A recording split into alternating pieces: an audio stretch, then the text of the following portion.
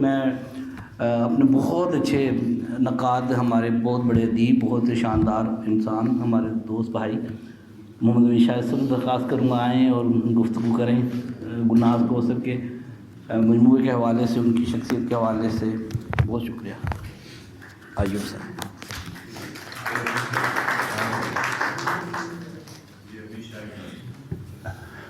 بہت شکریہ جی۔ بات کیا کروں گا، مجھے بالکل یاد نہیں آ رہی چیزیں کہ کس ترتیب سے بات ہونی چاہیے، لیکن اچھا ہوا اس سے پہلے درویش صاحب بول گئے اور ایک آدھ نقطہ جو ہے نعیم مرزا صاحب نے عطا کر دیا، ہیومن پراسپیکٹو والا۔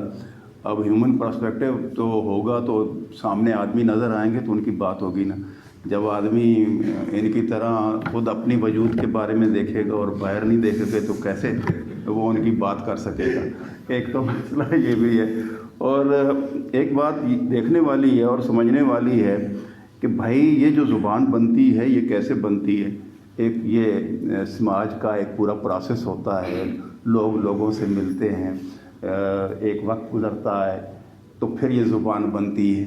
تو آپ کی شخصیت کیسے بنتی ہے؟ آپ ایک ماحول میں رہتے ہیں، ایک ملک میں رہتے ہیں، کچھ لوگوں کے رہتے ہیں، ایک گروہ میں رہتے ہیں، ان کے ساتھ آپ کے خیالات بنتے ہیں، ملتے ہیں، نہیں ملتے، تو پھر آپ کی شخصیت بنتی ہے اور آپ اس کا اظہار اپنا تخلیقی سطح پہ کرتے ہیں۔ یہ تخلیقی عمل جو ہے اس کے بھید بڑے عجیب و غریب ہیں۔ یہ بڑا ایسا عمل ہے جس کے بارے میں کوئی یقین سے آپ کہہ نہیں سکتے کہ یہ چشمہ کہاں سے پھوٹے گا۔ بس زمین کہیں سے نرم ہوتی ہے اور وہ پھوٹ پڑتا ہے اور اپنے زور سے نکلتا ہے اور وہ آپ کے سامنے چیزیں آنا شروع ہو جاتی ہیں۔ تو بھائی قدغنے نہ لگائیں۔ یہ جو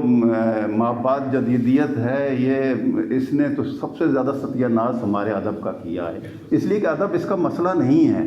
یہ سب سے بڑی خرابی اس میں یہ ہوئی ہے کہ آپ کہتے ہیں کہ لوگ فکر نہ کریں، لوگ نظریہ نہ رکھیں۔ بھائی کیوں نہ رکھیں؟ لوگ رہتے ہیں، ان کے دکھ سکھ اگر سانجھے ہو جائیں گے تو وہ تو رہیں گے اور وہ کوئی نہ کوئی نقطہ نظر تو ان کا قائم ہو جائے گا۔ ہاں یہ الگ بات ہے کہ آپ اس کے لیے وہ چھکڑا نہ بن جائیں، جیسے وہ مال اٹھانے والا ایک چھکڑا ہوتا ہے نا، کہ آپ ادھر سے جناب کچرا اٹھا کے ادھر لے جا رہے ہیں تو اپنے نظریاتی کچرا اٹھا کے آپ نہ جائیں، ایسے تخلیقی پروسیس میں جانے دیں اور تخلیقی پروسیس میں جائے گا۔ جیسے مچھلی سے آپ یہ نہیں پوچھتے کہ تم تیرتی کیسے ہو، جب وہ پانی میں رہے گی وہاں پہ اس کا تیرنا اس کی سانس کا لینے کا مسئلہ بن جائے گا، تو ظاہر ہے پھر اس میں وہ نظم بھی کہے گا۔ ہمیں تو روش کی نظمیں بھی پسند ہیں جو نظریاتی ہیں، اور جو نہیں نظریاتی ان لوگوں کی بھی پسند ہیں۔ تو اس لیے پسند ہمیں نظمیں یہ آ جاتی ہیں کہ یہ ایک تخلیقی پروسیس کے تحت اگر وہ آ رہی ہیں تو وہ فرد کہیں بھی ہے۔ تو آپ یہ دیکھ لیں کہ بہت سارے لوگ ہیں جو نظریاتی ریفرنس سے وہ رہتے ہیں لیکن وہ تخلیقی سطح پہ جا کے بڑے مستحکم ہوتے ہیں۔ تو اس لیے میں نے ایک اپنا بھائی ہے ان سے ڈرتے ڈرتے کہہ دیا، حالانکہ یہ پیچھے بیٹھے ہیں اور کچھ بھی کہہ سکتے تو باقی رہ گیا یہ دیکھیں، یہ نظم کا شعر ہے اور کتنا اس کے بارے میں بالکل درست کہا ہمارے دوستوں نے کہ اس کا ایک مزاج بن گیا۔ چھوٹی موٹی نظم تو انہیں پسند ہی نہیں آتی، صرف صاف سی سپاٹ سی نظم تو یہ اسے مانتے ہی نہیں ہیں کہ نظم نگار ہوں۔ یہ کہتے ہیں کہ یار یہ کیا ہے۔ تو جب تک کہ کوئی ذرا آپ کو روکے نہیں، ٹھہر کے آپ کو سمجھائے نہیں، زبان کی سطح پہ اس پہ کوئی تجربہ نہ ہو، خیال کی سطح پہ اس پہ کوئی بات نہ کہی گئی ہو، تو وہ ہمیں اچھی نہیں لگتی ہے۔ کیسے کیسے بڑے بڑے نظم نگار یہاں پہ موجود ہیں اور اس شہر کا دوسرے شہروں کے لوگوں پہ اثرات موجود ہے اس نظم میں۔ تو ظاہر ہے اب یہ یہاں لکھنے والے جو ہیں اور کئی نسلیں موجود ہیں، سروش تک موجود ہیں، آپ دیکھ لیں کہاں سے آپ شروع کریں تو یہ سارے مختلف لوگ جو لکھنے والے ہمیں ادھر دیکھ لیں تو کیسے کیسے لوگ جو ہے وہ نظم کہہ رہے ہیں۔ تو ظاہر ہے جب یہ ان کی کتاب مایا کی ملی، اور یقین جانیے میں پڑھ کے تو میں تھوڑا سا حیران بھی ہوا، اس لیے کہ باہر سے جو لوگ آنے والے ہوتے ہیں وہ اکثر غزل گو شاعر ہوتے ہیں اور آپ کو وہ